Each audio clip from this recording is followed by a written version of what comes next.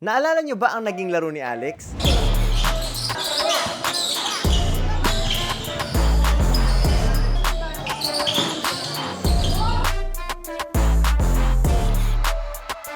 Dito ay naging kakampi niya si Sean.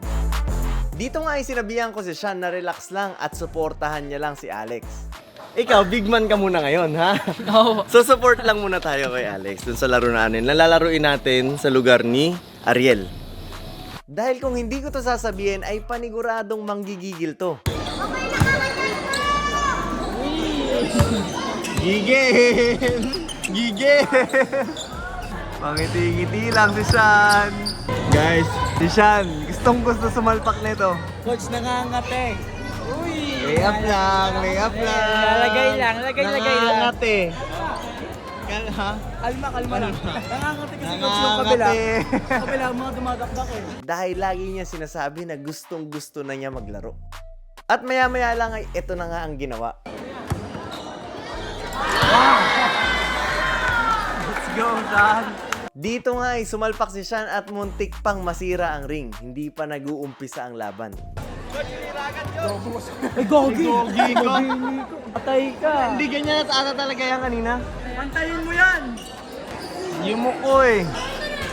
Pero ang nakikita ko kay Sean ay game na game siya. At ang excitement niya sa laro ay talagang umaapaw. Pero guys, short commercial muna tayo. Alam nyo ba na babalik na ang Mavs Academy Training Camp sa Quezon City? Ito ay gaganapin sa Don Antonio Heights, Quezon City on November 11. At pwede ka pang humabol dahil meron pang last 7 days. At para sa mga gusto mag-enroll ay message nyo lang kami sa number na to or sa Mavs Academy Facebook page.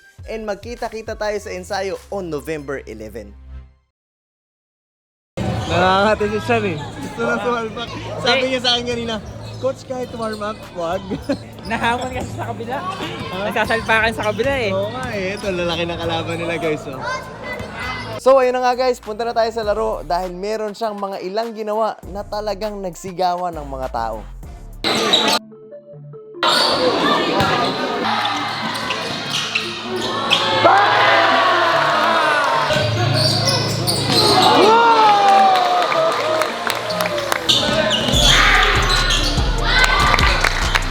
So guys, konti lang yun. Pero pag gumalaw talaga si Sean, ay napansin kong talagang kakaiba. Dahil sa kada galaw niya, ay talagang may sukling sigawan ng mga manonood.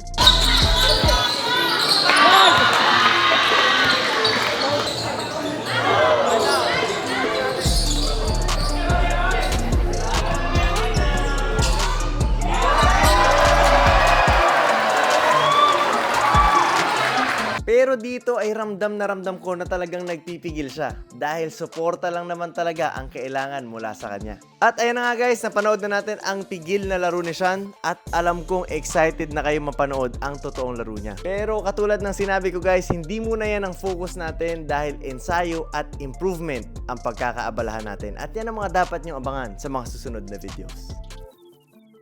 Excited ako sabihin na magiging part ako ng Pilipinas Super League. And hindi lang yun dahil magiging accessible na siya para sa inyo dahil nasa national TV na at mapapanood natin sa IBC 13 every Wednesday, Friday, and Saturday 6 to 10 p.m. Kaya guys, magkita-kita tayo sa opening ng PSL President's Cup on November 9 sa Smart Araneta Coliseum dahil ito ay free admission, free tickets. Punta lang kayo sa entrance para makakuha ng ticket and marami rin silang mga paraffol. At magiging sobrang exciting to dahil makakasama din natin dito si Bamboo, si Yuki Takahashi, and marami pang iba.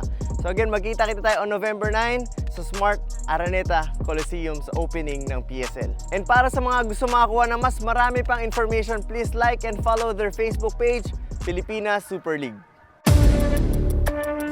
Highly physical, it's been a close ball game. What a dominant showing on the other end. Good open!